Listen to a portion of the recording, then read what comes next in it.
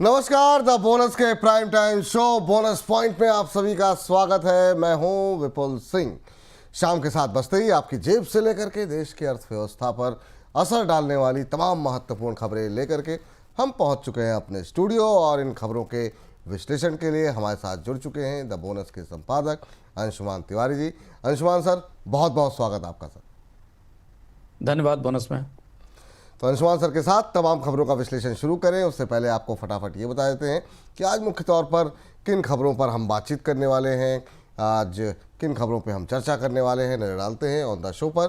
On the show में सबसे पहले बात होगी चीन के उस कदम पर जिससे भारत में फर्टिलाइजर की सप्लाई पर असर पड़ सकता है। चीन ने स्पेशलिटी फर्टिलाइजर का एक्सपोर्ट रोक दिया है। जी हाँ, इस पर होगी विस्तार पूर्वक चर्चा। इसके अलावा सरकार दिवालिया कानून में बड़ा बदलाव करने जा रही है। कंपनी मामलों के मंत्रालय ने बदलाव का ड्राफ्ट तैयार कर लिया है। समझेंगे कि आखिर में इससे किस तरह के बदलाव सामने आएंगे। रिलायंस इंडस्ट्रीज के चेयरमैन मुकेश अंबानी ने कहा है कि वे जियो में किए गए निवेश को सबसे ज्यादा रिस्की मानते थे। जानेंगे कि आखिर में मुकेश अंबानी ने यह बयान दिया क्यों। इसके अलावा उड़ीसा की सरकार ने प्राइवेट सेक्टर के 3 सबसे बड़े बैंक यानी एचडीएफसी, आईसीआईसीआई और एक्सिस बैंक को पैनल से हटा दिया है। अंशुमान सर से समझने की कोशिश होगी कि उड़ीसा की सरकार ने आखिर में यह कदम उठाया क्यों। नेशनल स्टॉक एक्सचेंज के आईपीओ के जल्द आने की संभावनाएं अब बढ़ गई हैं। सेबी के एक कदम से आईपीओ का रास्ता साफ होता हुआ दिखाई दे रहा है। जानेंगे कि आईपीओ कब तक आ सकता है और आखिर में नाटो संगठन की बैठक में हुए फैसले पर बातचीत होगी। संगठन ने वही फैसला किया जो अमेरिकी राष्ट्रपति ट्रंप चाहते थे। जानेंगे कि यह फैसला क्या है और उसका असर किस तरीके से देखने को मिलेगा।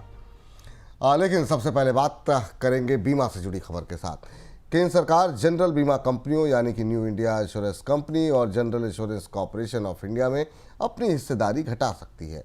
एक रिपोर्ट के मुताबिक लिस्टेड कंपनियों के लिए सेबी के नियमों के तहत शेयर होल्डिंग करने के लिए हिस्सेदारी बेची जा सकती है और वित्त मंत्रालय इस योजना को बना रहा है।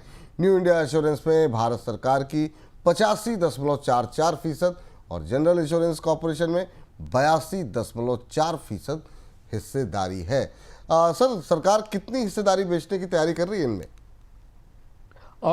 इन दोनों कंपनियों में सरकार की हिस्सेदारी घटाने का प्रस्ताव पिछले करीब करीब 2 साल से या 2 से 2.5 साल से लंबित है और इसकी वजह यह है कि सेबी के नियम के मुताबिक किसी भी कंपनी में पब्लिक शेयर होल्डिंग 25% होनी चाहिए।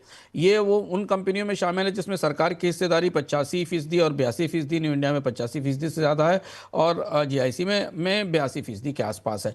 तो अगर सेबी के नियम को पक्का पालन किया जाए और केवल उसको लागू करना हो तो न्यू इंडिया इंश्योरेंस में करीब 10.44 10.44% हिस्सेदारी सरकार को बेचनी होगी और जीआईसी में करीब 7.4% हिस्सेदारी बेचनी होगी। लेकिन इस बात के संकेत मिल रहे हैं कि अगर बेहतर ऑफर मिलते हैं, बेहतर प्रस्ताव मिलते हैं तो सरकार इससे ज़्यादा हिस्सेदारी भी बेचने पर विचार कर सकती है क्योंकि ये विनिवेश की प्रक्रिया के तहत उससे बजट को संसाधन मिलेंगे। एलआईसी का मामला भी ठीक इसी तरीके का है। उसकी तैयारी भी शुरू हो गई। उसमें 6.5% हिस्सेदारी अगले 24 महीनों में बेची जानी है ताकि वो भी सेबी के जो मिनिमम पब्लिक शेयर होल्डिंग का नियम है उसके हिसाब से कंप्लायंट बन सके। इस बीच सरकार बैंक्रप्सी कानून में बदलाव करने जा रही है। एक रिपोर्ट के मुताबिक प्रधानमंत्री कार्यालय की मंजूरी के बाद बदलाव को लेकर के कंपनी मामलों के मंत्रालय ने खाका तैयार कर लिया है। खाके में देश के बाहर इंसॉल्वेंसी और ग्रुप बैंक्रप्सी को भी शामिल किया गया है। इस प्रस्ताव को जल्द ही कैबिनेट के सामने मंजूरी के लिए रखा जा सकता है। सर, आईबीसी में क्या कुछ बदलाव होने की संभावनाएं हो सकती हैं? आईबीसी एक ऐसा कानून है जिससे बहुत उम्मीदें थी। कुछ हद तक इसने सफल नतीजे भी दिए हैं लेकिन इसमें शुरुआत से बड़े बदलाव हो रहे हैं। ये जो नया प्रस्ताव आया है जिसको तैयार किया गया है उसमें 3 महत्वपूर्ण प्रावधान हैं और आईबीसी को लेकर स्पष्टता की कोशिश की गई है क्योंकि आईबीसी में कई तरह के मामले आ रहे हैं जिनमें क्रेडिटर्स की तरफ से दिवालियापन के दावे की बात है, देश से बाहर हुए कामकाज की दिवालियापन की बात है और कंपनियों की तरफ से खुद अपनी तरफ के फैसले होते हैं जो खुद को बैंकरप्ट मानते हैं। इनको तीनों को शामिल करने के लिए एक नया मसौदा लाया जा रहा है जिसमें creditor led resolution, cross border insolvency और कॉर्पोरेट ग्रुप बैंक्रप्सी, इन तीनों को एक साथ शामिल किया जाएगा और इसके लिए अलग अलग व्यवस्थाएं और अलग अलग प्रावधान बनाए जाएंगे। इसके अलावा इस बात के भी संकेत हैं कि आईबीसी के तहत मामले सुलझाने की जो मौजूदा समय सीमा है उसको भी थोड़ा चुस्त और बेहतर किया जा सकता है, जिससे कि रिजोल्यूशन की प्रक्रिया और तेज की जा सके। फिलहाल अभी करीब करीब 78% मामले ऐसे हैं जो 270 दिनों से ज़्यादा के समय के बाद आईबीसी से हल होकर बाहर आए हैं। चीन ने भारत को स्पेशलिटी फर्टिलाइजर का एक्सपोर्ट रोक दिया है। रिपोर्ट के मुताबिक एक्सपोर्ट पर चीन की तरफ से आधिकारिक प्रतिबंध तो नहीं है, लेकिन भारत को भेजे जाने वाले शिपमेंट को रोक दिया गया है। सर, ये कौन सा फर्टिलाइजर है और उसके लिए चीन पर कितनी निर्भरता देखने को मिल रही है? विपुल जी, रेयर अर्थ के बाद एक दूसरा मामला खुलकर आया है, जिसमें कि भारत को स्पेशलिटी फर्टिलाइजर और केमिकल्स के निर्यात पर चीन ने अघोषित रूप से पाबंदी लगाई है। रेयर अर्थ के मामले खुलकर भारतीय कंपनियां बुरी तरह परेशान हैं। पहले से ही यूरोप और अमेरिका के लिए तो सप्लाई बेहतर हो रही है, लेकिन भारत की कंपनियों को चीन से रेयर अर्थ मैग्नेट नहीं मिल रहे हैं। ये स्पेशलिटी फर्टिलाइजर फसलों को पकाने में काम करता है और मिट्टी के अंदर जो न्यूट्रिएंट्स हैं, पोषक क्षमता है, उसे बढ़ाने में काम करता है। भारत साल में करीब करीब 1.5 से 1.50 से 1,60,000 टन के आसपास के फर्टिलाइजर केमिकल्स का आयात करता है, और चीन ने अब इसके आयात को पर सख्ती कर दी है। ऑलमोस्ट अगर इंडस्ट्री की माने तो आयात लगभग बंद सा हो गया है, सीमित सा हो गया है। अब भारत के लिए बड़ी चुनौती है, क्योंकि खरीफ की फसल सामने है और इसका बड़े पैमाने पर इस्तेमाल होता है फसलों को पकाने में और कुछ ज़रूरतों के लिए। भारत के पास अब चुनौती है क्या तो चीन से वो दोबारा बात करके इसका आयात खुलवाए, या फिर वेस्ट एशिया के, पश्चिम एशिया के देशों की तरफ देखे जहाँ से इसका आयात हो सकता है। जी। नेशनल स्टॉक एक्सचेंज यानी कि एनएससी को सेबी की तरफ से आईपीओ के लिए जल्द मंजूरी मिल सकती है। रिपोर्ट के मुताबिक 2 मामलों के सेटलमेंट के लिए एनएससी की तरफ से सेबी में दिए गए आवेदन को सेबी ने मान लिया है, जिसके बाद आईपीओ के लिए सेबी की तरफ से एनओसी जारी हो सकता है। एनओसी मिलने के बाद एनएससी की तरफ से आईपीओ के लिए सेबी में ड्राफ्ट जमा कराया जाएगा। सर, एनएससी के आईपीओ पर अभी क्या संकेत मिल रहे हैं, क्योंकि लंबे समय से इसके आईपीओ को लेकर के हलचल बनी हुई है? लंबा क्या विपुल जी, 8 साल हो गए। 2016 में 2016 में एनएससी ने अपने आईपीओ का पहला ड्राफ्ट फाइल किया था। तब से अगर आप मान के देखें तो आज 8 साल से ज़्यादा का समय हो गया है। 2019 और 2020 में और अगस्त में भी सेबी ने के पास इसी तरह एनओसी के अप्रूवल की चिट्ठी भेजी की थी एनएससी के आईपीओ की तरफ के लिए, लेकिन अभी तक मंजूर नहीं हुआ था। लेकिन अब जो पिछले 2 दिन का घटनाक्रम है वो इस तरफ इशारा कर रहा है कि भारत के सबसे बड़े स्टॉक एक्सचेंज का आईपीओ अंततः आ जाएगा, इसके संकेत मिल रहे हैं। क्योंकि जो कोलोकेशन स्कैम और जो डार्क फाइबर देने का स्कैम था, जिस पर अब एनएससी ने 1300-1400 करोड़ रुपए का जुर्माना भरने की सहमति जताई है, सेबी ने इस जुर्माने भरने के प्रस्ताव को स्वीकार कर लिया है, ऐसा माना जा रहा है। उसके बाद अब एनएससी की तरफ से अपना ड्राफ्ट प्रॉस्पेक्टस जमा करने की प्रक्रिया शुरू हो सकती है। अगर हम संकेतों को माने, जैसा सूत्र आप बता रहे हैं, उस हिसाब से जुलाई के अंत तक, अगले महीने के अंत तक एनएससी के पेपर्स, एनएससी का प्रॉस्पेक्टस और प्रस्ताव सेबी के पास पहुंच जाएगा, और शायद इस साल के अंत तक एनएससी के आईपीओ में निवेशकों को निवेश करने का मौका मिलेगा। ये भारतीय बाजार का सबसे प्रतीक्षित आईपीओ और सबसे ज़्यादा विवादों में, सबसे ज़्यादा तरीके की कंट्रोवर्सी में फंसा रहा है। बिल्कुल। चलिए, अब देखते हैं। इंतज़ार जो है काफ़ी ज़्यादा निवेशकों को इस आईपीओ का है। इस बीच देश का सबसे बड़ा bank SBI qualified institutional placement यानी कि क्यूआईपी के जरिए 25,000 करोड़ रुपए जुटाने जा रहा है। रिपोर्ट के मुताबिक इसके लिए एसबीआई ने 6 मर्चेंट बैंकर्स की नियुक्ति की है। हालांकि ये भी तय नहीं है कि एसबीआई कब तक क्यूआईपी लेकर आएगा। मई में हुई बैंक की बोर्ड बैठक में बोर्ड ने बैंक को पूंजी जुटाने की मंजूरी दे दी थी। सर, एसबीआई आखिर में ये पैसे को क्यों जुटा रहा है, कहाँ इस्तेमाल करने वाला है? विपुल जी, टायर 1 कैपिटल की जरूरत है एसबीआई को, जो कि बैंक्स की सबसे बुनियादी कोर कैपिटल होती है, जो उनको किसी किस्म के लॉसेस या बाकी चीज़ों के लिए बचाती है। 25,000 करोड़ का क्यूआईपी काफ़ी बड़ा क्यूआईपी होने वाला है। इसके संकेत आज बाजार में मिले, बल्कि 3 मर्चेंट बैंकर्स के नियुक्त करने की बात भी कुछ जगह खबरों में आई है। सिटी ग्रुप, एचएसबीसी और मोर्गन स्टैनले और कोटक को इसमें शामिल किया गया है, जो कि 25,000 करोड़ रुपए के क्वालिफाइड इंस्टीट्यूशनल प्लेसमेंट पर को मैनेज करेंगे। तारीख पता नहीं है, लेकिन भारतीय बाजार में हाल फिलहाल के वर्षों में किसी सरकारी बैंक की तरफ से और खासतौर से एसबीआई जैसे बैंक की तरफ से ये काफ़ी बड़ा प्लेसमेंट होने वाला है 25,000 करोड़ का, जो शायद अगस्त से सितंबर के बीच में आएगा, ऐसे संकेत मिल रहे हैं। जी। इस बीच केंद्र सरकार की वेलफेयर योजनाओं में एचडीएफसी बैंक, आईसीआईसीआई बैंक और एक्सिस बैंक के खराब प्रदर्शन को देखते हुए ओडिशा की सरकार ने इन तीनों बैंकों को उस पैनल से हटा दिया है जिसमें राज्य सरकार के विभागों के कामकाज और डिपॉजिट को हैंडल करने वाले बैंकों को रखा गया है। राज्य सरकार ने अपने सभी विभागों से कहा है कि इन तीनों बैंकों में चल रहे बचत, करंट और रनिंग खातों को तुरंत बैंक बंद कर दें। सर, इन बैंकों को पैनल से आखिर में हटाने की नौबत क्यों आ गई और क्या दूसरे राज्य भी इस तरह का एक्शन ले सकते हैं? विपुल जी, ये पुराना विवाद है और झगड़ा है और सरकार की शिकायत है निजी बैंकों से, और ये बात स्थापित है कि निजी बैंक सरकारी स्कीमों को उतना प्रभावी ढंग से लागू नहीं करते हैं। उड़ीसा में टकराव काफी ज्यादा बड़ा हो गया और अब नाम लेकर प्रत्यक्ष रूप से तीनों प्रमुख बैंकों को, HDFC, ICICI और एक्सिस, यानी तीनों निजी बैंकों को सरकारी सिस्टम से बाहर करने का, स्कीमों से बाहर करने का फैसला लिया गया। वजह यही है कि केंद्र सरकार की या राज्य सरकारों की स्कीमें लागू करने में निजी बैंक थोड़ा हिचकते हैं, उन पर उतना ध्यान नहीं देते क्योंकि निजी बैंकों के पास बड़े निजी ग्राहक होते हैं। पर इसके पीछे की एक वजह और समझना जरूरी है कि सरकारी स्कीमें लागू करने की अपनी एक कॉस्ट है। सरकारी बैंक चूंकि सरकार की हिस्सेदारी उसमें होती है, वो सरकार के बैंक है, उनकी सरकार मालिक है, तो वो सस्ती कीमत पर सब्सिडी पर या अपने स्तर पर लागत को कम रखते हुए या लागत को बर्दाश्त करते हुए स्कीमें चलाते हैं। निजी बैंकों के साथ बड़ी चुनौती है कि उनको वो लागत अपने कॉस्ट में लानी पड़ती है और उतनी लागत सरकार की स्कीमों पर नहीं मिलती। पर यह टकराव बड़ा होने की संभावना है क्योंकि अगर एक राज्य में 3 बैंकों पर यह इस तरीके की कार्रवाई हुई है तो ऐसी ही शिकायतें भारत के अन्य राज्यों में भी हैं कि निजी बैंक सरकारी कामकाज में या सरकारी स्कीमों को लागू करने में उत्साह नहीं दिखाते हैं। तो अब हो सकता है कि कुछ अन्य राज्यों में भी इस तरीके का विवाद आने वाले समय में हमें दिखाई दे। जी, रिलायंस इंडस्ट्रीज के चेयरमैन मुकेश अंबानी ने कहा है कि जियो में किया गया उनका निवेश उनका सबसे बड़ा रिस्क था। उन्होंने कहा कि उन्होंने जियो में ऐसे समय पर निवेश किया जब कई विशेषज्ञ बता रहे थे कि अत्याधुनिक डिजिटल टेक्नोलॉजी के लिए भारत अभी तैयार नहीं है। मुकेश अंबानी ने मैकेंजी एशिया के चेयरमैन को दिए गए इंटरव्यू में ये तमाम बातें उन्होंने कही हैं।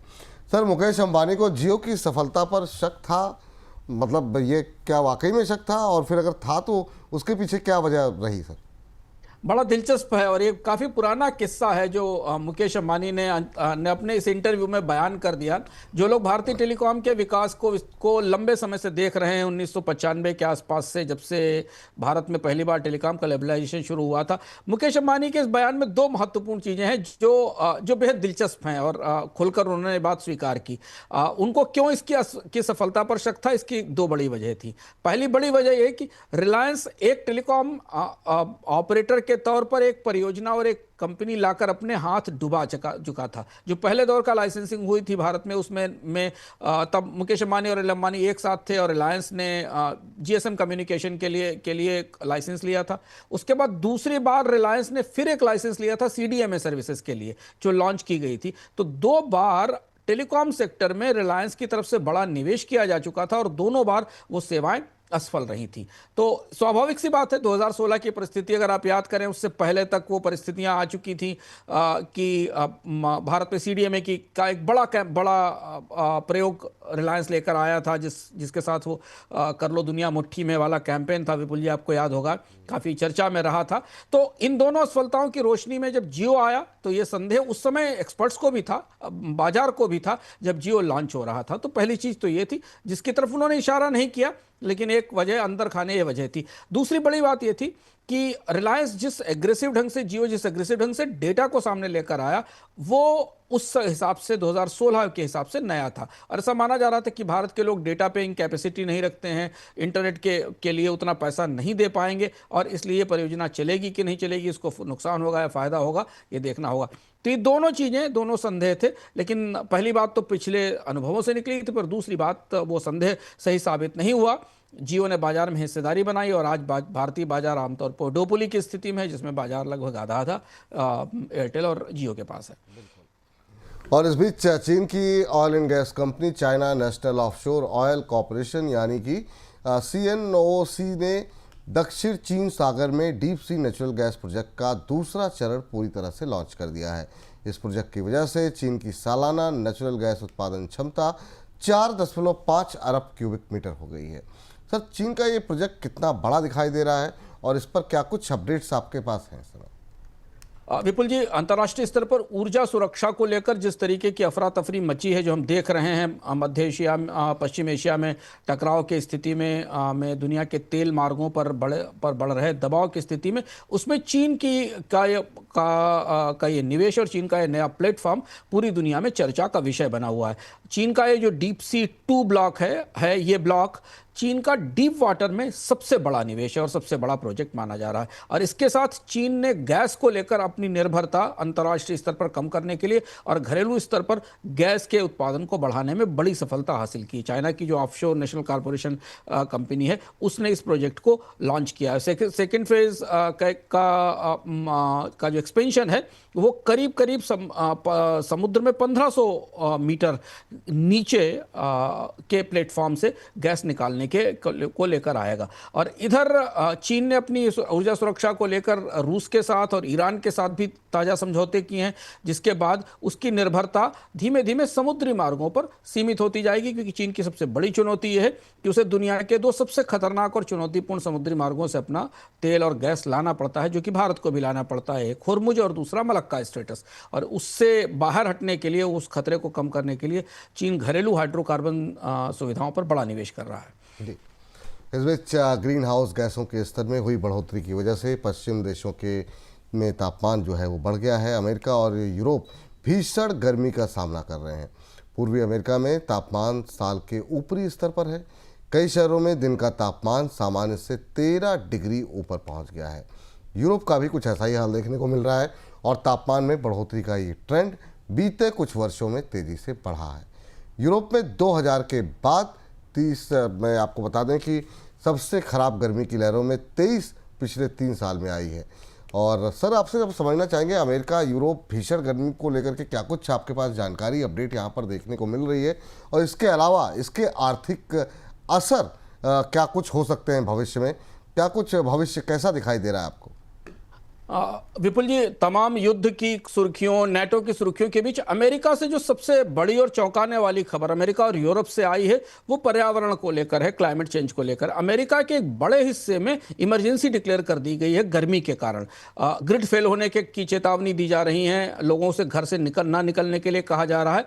और यूरोप की लगभग वही स्थिति है। दोनों जगह अप्रत्याशित हीट वेव दिखाई दे रही है। और चूंकि क्लाइमेट चेंज का असर है, ग्रीन हाउस गैसेस का असर है, हीट वेव की फ्रीक्वेंसी अब 5 से 10 गुना बढ़ गई है। डेटा पॉइंट के जरिए हम समझते हैं कि यूरोप में एक ओमेगा ब्लॉकिंग पैटर्न बन रहा है ग्रीन हाउस गैसेस की वजह से, जिससे हवा की गति कम होती है और गर्मी लंबे समय तक रहती है। और ये अब स्थिति यूरोप के लिए बेहद जटिल होती जा रही है। अमेरिका में हीट डोम बन गया है और जेट स्ट्रीम जो नॉर्थ की तरफ खिसकती है, उससे गल्फ ऑफ मैक्सिको से गर्म हवा आ रही है। अमेरिका में इस हीट डोम के बाद अमेरिका के वेदर डिपार्टमेंट ने, अमेरिका के ट्रांसपोर्ट डिपार्टमेंट ने अलग अलग तरीके की चेतावनियां जारी की हैं।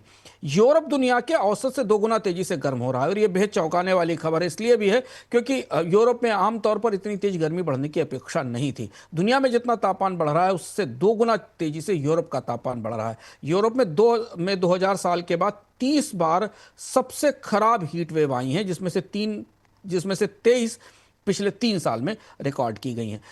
बड़ा असर है स्वास्थ्य पर लोगों के इस गर्मी का। यूरोप और अमेरिका में यह माना जा रहा है कि जेनेटिक पैटर्न पर भी गर्मी का असर होगा। बुजुर्ग और बीमार लोगों को सबसे ज़्यादा खतरा है। गर्मी अब मौसम से जुड़ी मौतों का सबसे बड़ा कारण बन चुका है। अमेरिका में अभी हाल में 2 दिन के अंदर सेंट लुई में 1 मौत हुई है, न्यू जर्सी में 16 लोग अस्पताल में हैं। और यूरोप में पिछले 2 दशक में 30% से ज़्यादा मौतें गर्मी के कारण हो चुकी हैं और अर्थव्यवस्था को तो नुकसान आपको दिखाई दे रहा। ये जो ताजी गर्मी है, इसका असर अब समझने की कोशिश की जा रही पिछले 48 घंटे में कि कृषि पर क्या इसका असर पड़ेगा तात्कालिक तौर पर, क्योंकि खेती पर तुरंत असर डालेगी। यूएस में सड़कें टेढ़ी मेढ़ी हो गई हैं, ट्रेन में देरी है, पुल खराब हुए हैं, रोलिंग ब्लैकआउट किया गया है, ग्रिड फेल होने की चेतावनी दी गई है और लोगों से कहा गया है कि वो घरों के भीतर रहें। फैक्ट्रियां बंद करने की स्थिति है। माना जा रहा है कि 2030 तक गर्मी से करीब $4 ट्रिलियन के आसपास का नुकसान हो सकता है। और यह कहा जा रहा है कि अगर 3 डिग्री टेम्परेचर यूरोप में बढ़ता है तो करीब करीब मौतों की संख्या 3 गुनी तक हो सकती है। स्पेन और पुर्तगाल में 15 डिग्री से ज़्यादा तापमान से खेती को बड़ा नुकसान हो रहा है। जी। इस बीच नाटो संगठन की बैठक में वही हुआ जो अमेरिकी राष्ट्रपति ट्रंप चाहते थे। बैठक में सदस्य देशों ने डिफेंस खर्च बढ़ाने पर सहमति जताई। 2035 तक डिफेंस खर्च कुल जीडीपी का 5% होगा। आपको बता दें कि इसमें 3.5% खर्च सैनिक और हथियारों पर होगा और 1.5% का इस्तेमाल साइबर वॉर से लड़ने की तकनीक विकसित करने में किया जाएगा। सर, नाटो के फैसले का यूरोप की अर्थव्यवस्था पर किस तरह का आप असर देख रहे हैं और हथियार बाजार की क्या स्थिति अब दिखाई दे रही है यहाँ से? डोनाल्ड ट्रंप के आने के बाद नेटो की पहली बैठक थी और बेहद प्रत्याशित बैठक थी। इसकी तमाम चर्चा थी और अपेक्षाएं थी और ये माना जा रहा था कि डोनाल्ड ट्रंप और नाटो के बीच में जो खींचतान शुरू हुई है उसमें देखना होगा कि हेग में किसने आगे बढ़त हासिल की और किसकी बात मानी, और अंततः डोनाल्ड ट्रंप भारी पड़े नाटो के पूरे उस पर। नाटो ने तय किया कि वो अपने रक्षा खर्च को 5% बढ़ाएगा। यानी एक मोटी बात तो पहले समझना जरूरी है कि दुनिया में हथियारों की नई दौड़ शुरू होने वाली है। कुल खर्च में 3.5% रक्षा पर, बाकी साइबर पर होगा।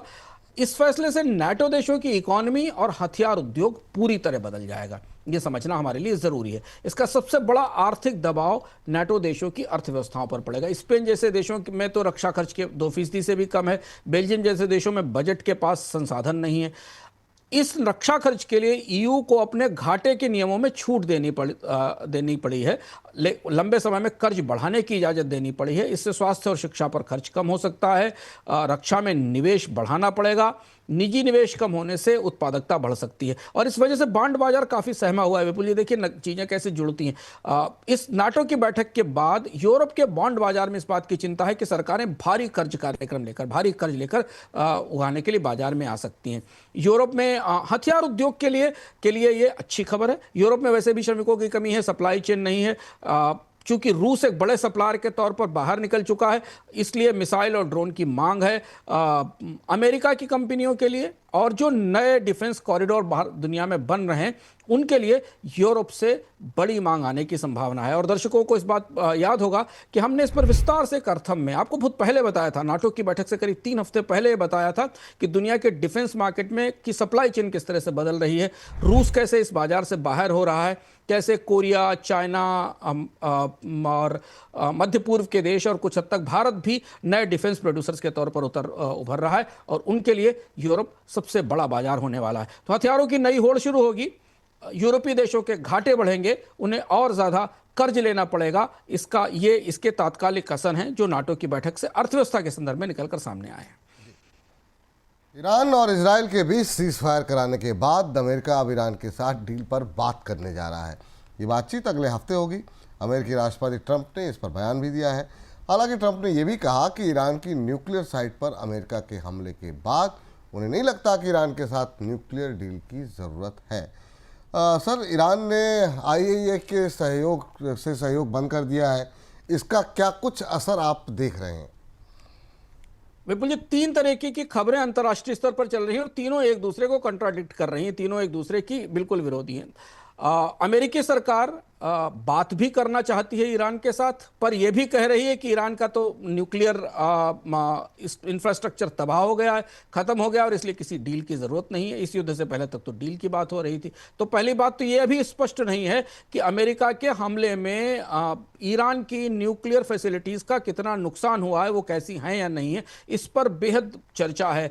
डोनाल्ड ट्रंप ने अपने एक ताजे ट्वीट में भी ये बात कही, अपने ताजे सोशल पोस्ट में भी बात कही कि अमेरिका का रक्षा विभाग इस मामले में विस्तृत जानकारी देगा कि इस हमले से का क्या असर हुआ है। तो अभी यह तय होना मुश्किल है, जैसा कि ट्रंप कह रहे हैं कि अगर वहां न्यूक्लियर क्षमताएं नहीं बची हैं तो फिर वहां संधि की क्या जरूरत है। दूसरी तरफ ईरान ने युद्ध बंद होने के बाद एक बड़ा फैसला लिया है जिसका असर हमें इस डील पर या वार्ताओं पर आने वाले समय में दिखाई देगा। ईरान ने तय किया है कि वो इंटरनेशनल एटॉमिक एनर्जी एजेंसी, जो कि दुनिया की वॉचडॉग है, दुनिया की निगहबान है परमाणु ऊर्जा व्यवस्थाओं की, उसके साथ अब वो कोई सहयोग नहीं करेगा। ईरान की पार्लियामेंट ने इस पर एक कानून पास किया है कि वो IAEA के साथ अब आगे कोई सहयोग नहीं करेगा, क्योंकि उसके ऊपर गलत ढंग से, नाजायज ढंग से हमला किया गया था। अब यहाँ दुविधा यह है कि अगर अंतर्राष्ट्रीय ऊर्जा परमाणु खुफिया एजेंसी के साथ ईरान का सहयोग नहीं होता है और वो उसे ईरान में आने की जांच पड़ताल करने की इजाज़त नहीं दी जाती है, तो इससे डील की शर्तें कैसे तय होंगी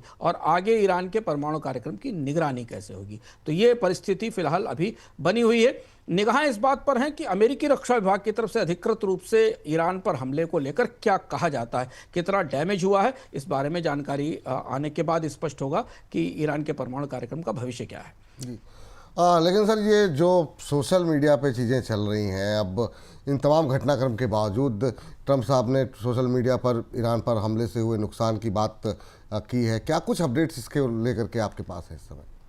दोनों तरीके की बातें हैं। ईरान की तरफ से तो ये बात कही गई उसके बाद कि उसको कोई नुकसान नहीं हुआ है। अमेरिका में दो हिस्से हैं। अमेरिका में बीबीसी ने कल आज सुबह खबर दी कि सीआईए के हवाले से एक खबर दी कि सीआईए का मानना है कि अमेरिका के हमले में B2 हमले में न्यूयॉर्क की ईरान की न्यूक्लियर क्षमताओं को बड़ा नुकसान हुआ है। लेकिन एक पेंटागन की रिपोर्ट है जो दुनिया भर के अखबारों में प्रकाशित हुई, चर्चित हुई है, वो रिपोर्ट कहती है कि नहीं, हमले से बड़े नुकसान होने की बात गलत है। हमला तो हुआ है लेकिन न्यूक्लियर क्षमताएं, यूरेनियम अभी सुरक्षित है। अब ये बात आज से कल तक शायद अमेरिकी रक्षा विभाग की तरफ से पुष्ट होकर सामने आएगी, तब हमें पता चलेगा कि दरअसल परिस्थिति क्या दिखाई दे रही है। जी चलिए आगे बढ़ते हैं। इस बीच अमेरिकी राष्ट्रपति ट्रंप ने यूएस में ब्याज दरें नहीं घटाने के लिए एक बार फिर से अमेरिकी केंद्रीय बैंक फेडरल रिजर्व के चेयरमैन जेरोम पावेल पर निशाना साधा है। ट्रंप ने कहा कि सौभाग्यवश पावेल का कार्यकाल जल्द खत्म हो रहा है। ट्रंप ने बताया कि पावेल की जगह नया चेयरमैन नियुक्त करने के लिए उनके पास 3-4 लोगों के विकल्प हैं। पावेल का कार्यकाल अगले साल मई में खत्म होना है। सर, ट्रंप के बयान के पीछे कोई पॉलिटिक्स है क्या, और किस तरह की पॉलिटिक्स है, अगर पॉलिटिक्स है तो? देखिए, ट्रंप और पावेल के बीच झगड़ा और विवाद अब फिर सामने आ गया। हुआ ये कि जेरोम पावेल की कल टेस्टिमोनी थी अमेरिकी सीनेट के सामने। अमेरिकी सीनेट के सामने उन्होंने ये कहा कि ब्याज दरें कम करने का कोई सवाल ही नहीं है क्योंकि महंगाई बढ़ रही है और अभी हमें ये समझना है कि अमेरिकी सरकार के टैरिफ लोगों की ज़िंदगी पर, कंपनियों की लागत पर और महंगाई पर कितना असर करेंगे, वो कैसे लागू होंगे, क्योंकि टैरिफ की नीतियों में लगातार बदलाव हुआ है। 9 जुलाई की तारीख करीब है जहाँ से फिर टैरिफ को लेकर एक नए तरीके की प्रक्रिया शुरू हो सकती है, क्योंकि हो सकता है जिन देशों ने अमेरिका के साथ संधि नहीं की उन पर दोबारा टैरिफ लगाया जाए। और ये सीनेट की बैठक ने इस बात का संकेत दे दिया था कि व्हाइट हाउस और जेरोम पावेल के बीच में असहमतियां बहुत गहरी हैं और इसी असहमति के कारण ही वो सीनेट के सामने गए भी थे। उसके बाद डोनाल्ड ट्रंप की अपनी तीखी प्रतिक्रिया आई जिसमें उन्होंने जेरोम पावेल को कम समझ, कम अक्ल और लो आईक्यू वाला बताया और उन्होंने आज फिर ये बात कह दी कि वो उनको हटाने की, रिप्लेस करने की बात सोच रहे हैं। आपको याद होगा कि करीब करीब 1 महीने पहले ऐसी ही बात एक बार डोनाल्ड ट्रंप ने कही थी और बाजारों में बड़ी बेचैनी और घबराहट फैली थी और उसके बाद बाजारों ने की प्रतिक्रिया पर ट्रंप ने फिर ये कहा था कि नहीं, उनका हटाने का कोई इरादा नहीं है, लेकिन वो ब्याज दर कम नहीं कर रहे हैं। तो अब मोर्चे टकराव के बिल्कुल खुले हुए हैं।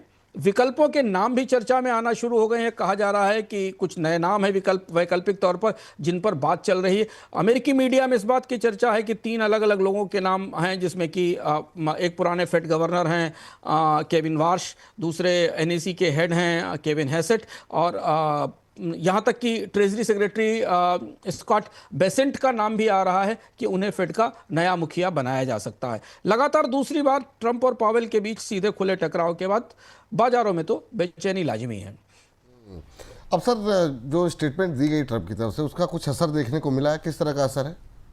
तुरंत 2 असर दिखे विपुल जी। सोने की कीमतों में मजबूती दिखी, तेजी दिखाई दी। सोना करीब 3339-40 डॉलर पर आउंस के आसपास पहुंचा और डॉलर में कमजोरी दिखाई दी। डॉलर की स्थिति डोनाल्ड ट्रंप के आने के बाद बुरी तरह कमजोर है। डॉलर में अभी थोड़ी मजबूती हमें दिखी थी मध्य पूर्व में और पश्चिम एशिया के विवाद के दौरान, लेकिन उसके तुरंत बाद डॉलर 3 महीने के निचले स्तर पर आ गया था डॉलर इंडेक्स, और आज इस बयान के बाद डॉलर पर और बड़ा गहरा असर पड़ा है। फेडरल रिजर्व के मुखिया को जेरोम पावेल को हटाने से अमेरिकी वित्तीय सिस्टम की अमेरिकी फेडरल रिजर्व की साख कमजोर होने का खतरा है। बाजार ऐसा महसूस करता है और इसलिए बाजार ने आज फिर रिएक्ट किया है। और चूंकि अमेरिकी डॉलर और डॉलर डिनोमिनेटेड एसेट्स से दुनिया के निवेशक बाहर निकल रहे हैं, जिस पर हम विस्तार से चर्चा भी पहले करते रहे हैं, विदेशी मुद्रा भंडारों में डॉलर का हिस्सा घट रहा है, अमेरिका की रेटिंग कम होने के बाद अमेरिकी ट्रेजरी में भी दुनिया का निवेश घट रहा है। ऐसी स्थिति में जेरोम पावेल को हटाया जाना है, जेरोम पावेल और के साथ डोनाल्ड ट्रंप का व्हाइट हाउस का सीधा टकराव बाजारों का मूड मिजाज खराब करने के लिए पर्याप्त है। बाजार वैसे भी युद्ध के झटके से उबरकर 24 घंटे पहले ही सामान्य स्थिति में आए थे। तब तक आज डोनाल्ड ट्रंप ने फिर पावेल के खिलाफ मोर्चा खोल दिया। क्या गतिविधियां होती हैं अगले कुछ दिनों में, क्या बदलाव होते हैं, इस पर हमारी नजर रहेगी। बिल्कुल नजरें रहेंगी हमारी, और जैसे कोई अपडेट होगी हम आपको सबसे पहले बताएंगे कि आखिर में क्या कुछ घटनाक्रम चल रहा है। अंशुमान सर, आज की चर्चा में आप जुड़े, तमाम खबरों का विश्लेषण किया, बहुत बहुत शुक्रिया, बहुत बहुत धन्यवाद आपका। बहुत बहुत धन्यवाद। तो आज के हमारे खास कार्यक्रम को यहीं पर अब समाप्त करने का वक्त हो गया है। आप लोग अपनी प्रतिक्रियाएं, अपनी टिप्पणियां लगातार हमें भेजते रहिए। मुझे इजाज़त दीजिए, फिलहाल के लिए नमस्कार।